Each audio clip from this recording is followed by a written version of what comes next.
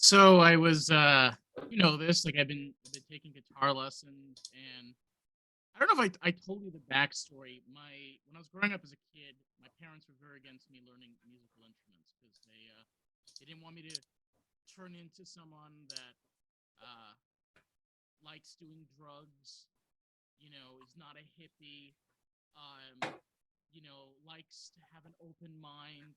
Everything that they wished me not to turn out to be, I turned out to be. So, and I have a guitar, and I play guitar. So I'm the rebel. Um, anyway, Unbelievable. it is, and we're working on a song. It's called "Heroes and Dreamers." My hands are killing me because I've been playing the whole day. So just mind the vibration.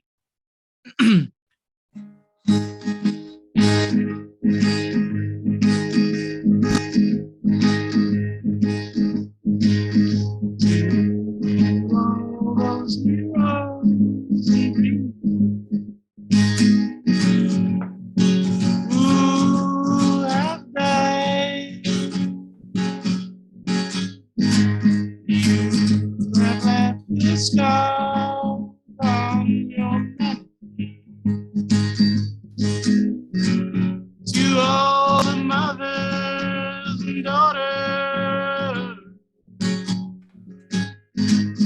who have been sacrificed, we hold up candles to the sky, so your tears will always be in our eyes. For those who've been shot down and those have died of substance, who left a scar on our history. To the crooked man you have taken what could not be replaced. You have murdered in the name of peace and been ruthless for silking on now. To all those heroes and dreamers who have died, who have left a scar on your humanity, we will remember you throughout time. No matter what those men say, we lit the candle to the sky. Those who walk the earth and wave the flags of pain, turn their heads and walk as chaos roams through society. To all the mothers and daughters who have been sacrificed, we hold up candles to the sky, so your tears will always be in our eyes. For you were put down and never given a chance to fight. You are the hero and the reason we are alive. To all those heroes and dreamers who have died, you have left a scar on your humanity. No matter you be black or white, or you share a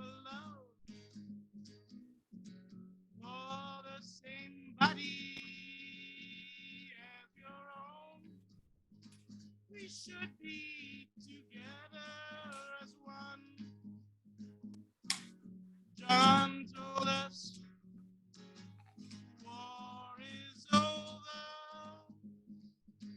but only if you want it. We should stand as one, not divided. For we are the story to all the mothers and daughters who have been sacrificed.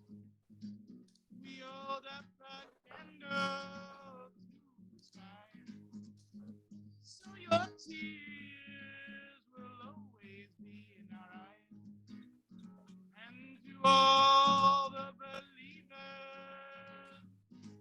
keep dreaming for the fight. For it's not one, but together we will stand strong and fight side by side. Oh, my heroes and dreamers, who have died.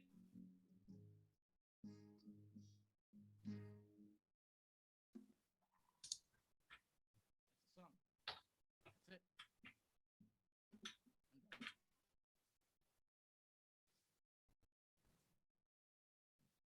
Sounds good, man. You wrote that this week?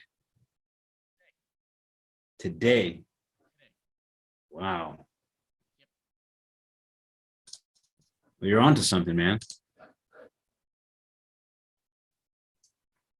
I had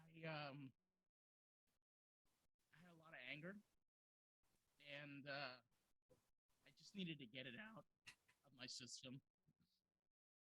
And I know a lot of musicians. A lot of times when you write music, you sometimes write it from pain. And I've so far written 3 songs.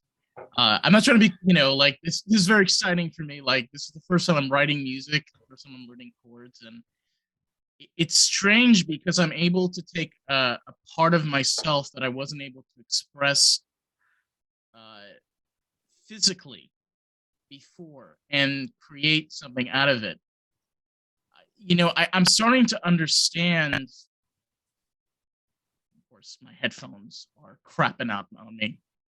It's just my day, but I'm starting to understand the love and the passion towards music, and this idea of connecting with a living, breathing object.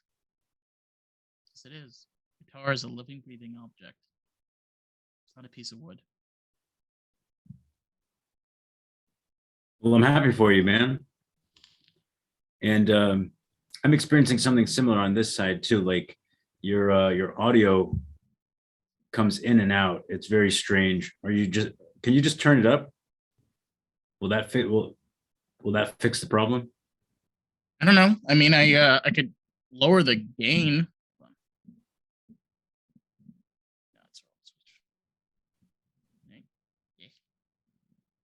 Down just a little bit. Yeah, I mean, it just needs to be consistent because like almost every other word is muffled. How about now? So far, so good. Good. It's probably because I have Chrome open. I'm going to turn this off. Yeah, I had it open too, and that was my mistake. So I just went ahead and shut it down. Instead, I've got my next book, and I'll use my next book for.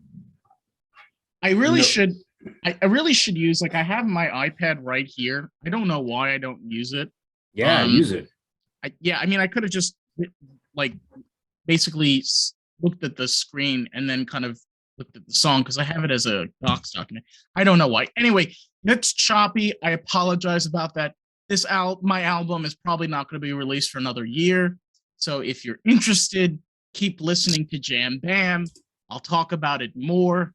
And when it's released, Mike, you'll be the first one to know. I'll probably be the first one to hear it. So far, I got 3 songs. To make an album, you need 12. So, I mean, according to maybe the norms, but you do whatever you want, man. You don't have to go based on any set principle that was established, over the last 5 decades. Do whatever you want. You don't need 12. I want to create a story, and I feel like I need at least like 12 songs to tell the story. I created a song called Amsterdam, which is a song about someone that's in love with someone, even though they don't love them back. And they keep on going back to it, even though that they know it's wrong. I wrote the other song, which I'm in the middle of doing, which is Flower Child, which is about living in a fantasy and not living in reality, and believing in this idea of change, but yet not wanting being connected. And then this song, which is about people, if you haven't realized, this song is basically about all the people that have been slaughtered and murdered by our government. I mean, I'm sorry. What is going on? Hold on. I hear it. Ooh, I hear it. I hear the chopping. Wait. No, but so it's not so much chopping for me. It's more so just I can hear you, then I can see your lips moving, but the audio is much lower. So I'm wondering if it's, I don't think it's internet connection, because internet's doing fine on both of these PCs, and hey, no drop video like what we've experienced before. I mean, I have stereo audio enabled. You want me to turn that off? Maybe that's the problem. Anything you may have done recently could be exactly what we're experiencing. Okay, so any changes you may have made recently. Why can't I can't edit my mic? This is very baffling.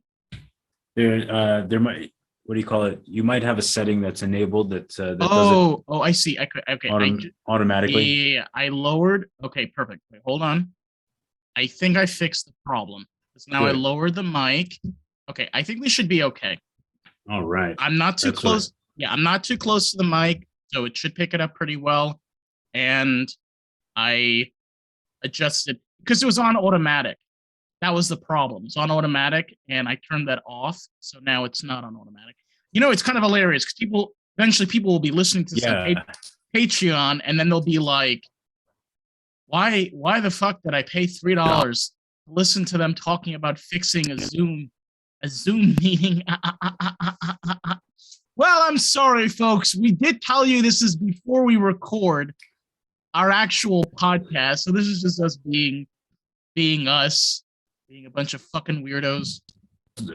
But that's the point of Jam Bam anyways. That's the point of Jam Bam anyways, for you, the listener or the watcher, to experience what we're experiencing as we talk about our ideas, what is going on in our personal lives, our struggles, including audio and video problems. Like, that's a struggle, Do you remember Riverside? You remember when we were on Riverside? I remember that. I don't want to remember that. It was great the first week. Then we paid them, and then everything sucked after. That's literally what happened. I know. You got your money. You. Well, that's just the whole. That's just the whole fucking thing about this whole corporate bullshit, man. It's where they just take your money and they give you shit quality product, and then they expect you to continue.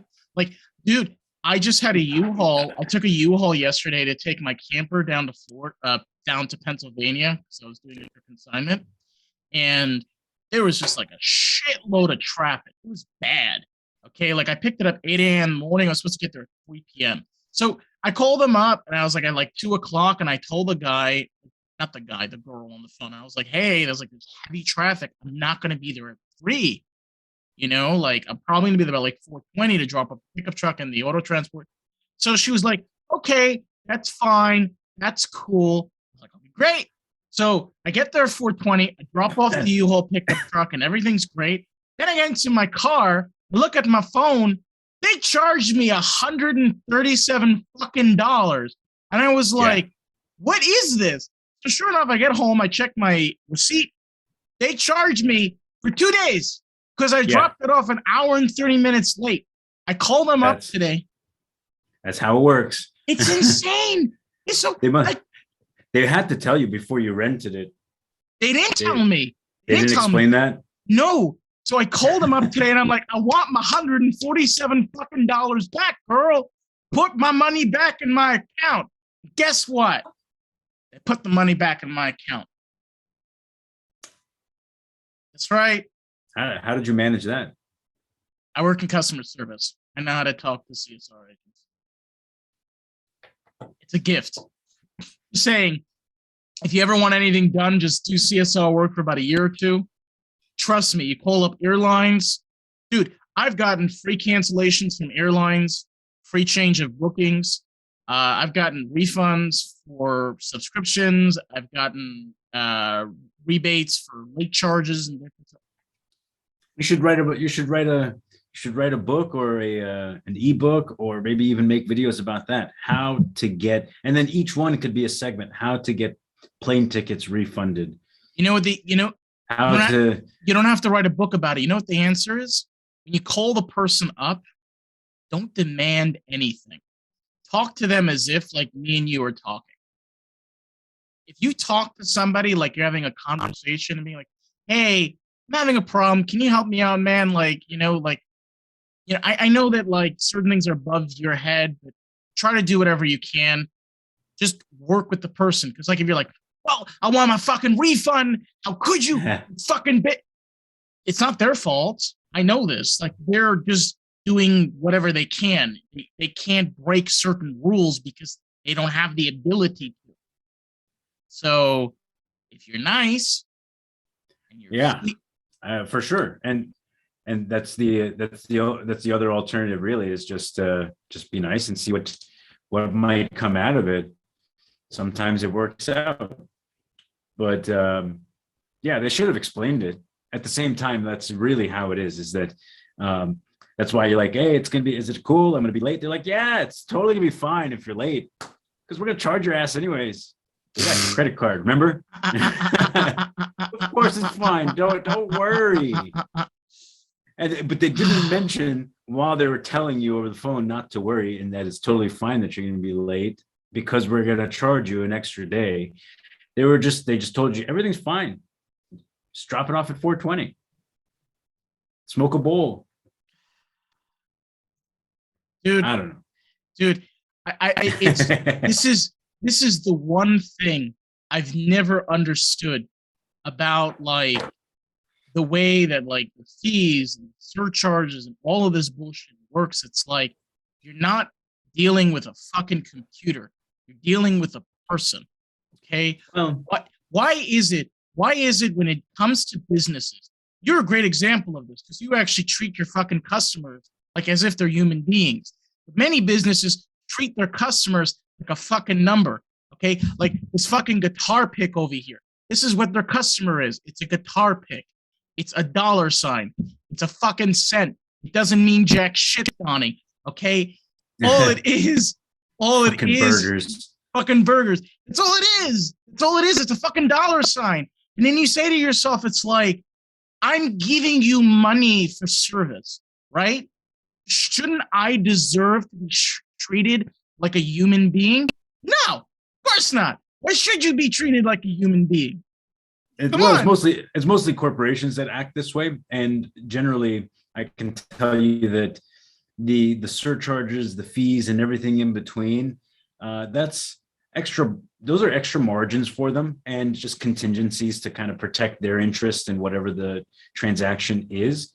But oftentimes, even if it didn't warrant it, let's say you were off by 5 minutes, you arrived at 3:05, right? And anal rape. It's all anal rape, man. Yeah. Just say it. But Anal rape. but let's say that you were off by 5 minutes. They figure like, hey, if you don't complain, why should we, why should we say anything? We made extra money. But if you were off by 5 minutes and you arrived and then you complain about it, they're gonna look at it and say, yeah, let's not do this. That's not right. And then they'll fix it. And it really depends on the severity. It goes both ways. If it's like if you were off by 6 hours, yeah, dude, they would enforce it and be like 6 hours, man. You owe us for that. I told her that. I told her on the phone. I said, look, I said, hey, like I get it. You got to charge a fee. Like I was an hour and 30 minutes late, and I'm like, I wasn't like 8 hours late.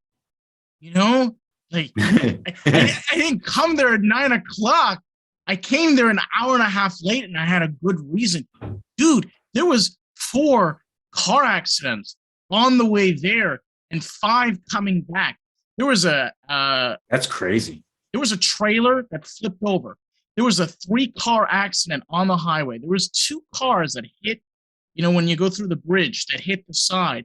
There was another 2 cars smashed right into each other because one was stopping on the side. And they were just like yelling at each other. So everybody was like rubbernecking and looking. And I'm like, only Pennsylvania. Like they just don't move. In Pennsylvania, they drive 40 on the right lane, or they just stop to take pictures. That's what it's like driving on the highway in Pennsylvania. And you're like, it's like that here. It's like that here too. You go through, the worst is last Sunday, I'm going through traffic for nearly 40 minutes plus. And when we get to the end of it, right, when Google Maps tells you like, oh, it's all of this distance that you're driving is all red. And then you get to the very top where the red ends, and you get there and you look like there's nothing here. Like you're telling me there was no reason for this trend, like it was just congestion, just too many cars. Hard to believe. Because even if, let's say, there was a car accident, there's remnants of that. There's evidence on the road, pieces, fucking markers from highway patrol that suggests like, hey, an incident happened here. I get to the end, I'm like, nothing happened. There's nothing. Funny enough, one of the biggest problems we're facing is congestion. Congestion is, I've been here in New York already for a year and a half, and I've seen the congestion progress and get even worse. This is just a year, okay? I went from going on the highway at 8 o'clock at night with congestion from maybe like a minute to 2 minutes to now at about 10 to 15 minutes. Okay? Yeah. Traffic sucks. You might ask yourself, okay, well, what's going on? I'll tell you the reason. It's a very simple explanation. It's because we have the worst transportation system on this entire planet. The worst. There are no normal bus systems anywhere in this country. There are no normal train systems in this entire country. There is no normal way for anybody to get to point A or point B without a car. Okay, you'll say New York and fucking Chicago. Who the hell has fucking $2,000 for a studio to live on the East Side?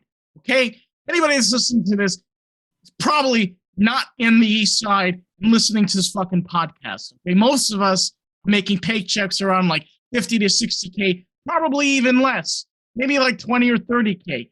So most of us can't afford to live in these cities.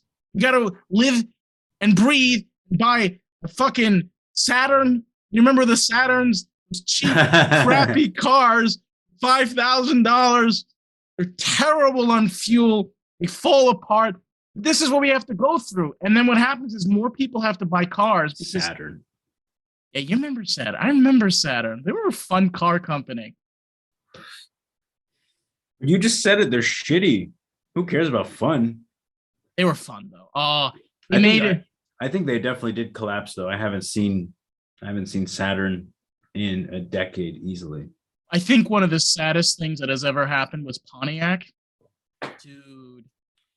I'm I'm just one of the. I love American cars. Like it broke my heart when Pontiac went out of business, and it's all GM's fault. But Pontiac made the Trans Am. They made the Firebird. Come on, those are classic cars. We don't got them no more. I mean, Sucks. You have the old ones, and that'll make them worth a lot. No, but like, I don't know. I would kind of like to see like a new Pontiac. Dude, Pontiac was around for 70 years, 75 years before they collapsed in 2010. And you, like you said, GM's fault.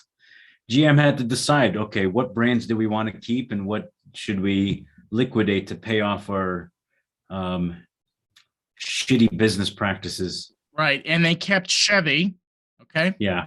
And to shove up our butts even more, they brought back the Trailblazer, okay? Yeah. But what did they do? They gave us this crappy SUV and like, here, this is the Trailblazer.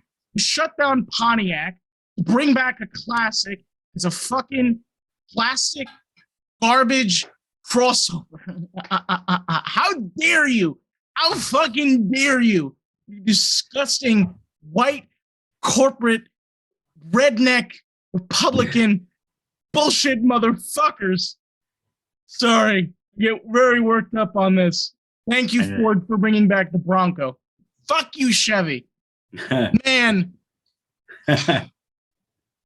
A lot of car heads. There's a lot of car heads that are so like pissed off. I got to be careful because it's very, very touchy topic, man. With that, I think we're gonna go. All right. All right. See you guys.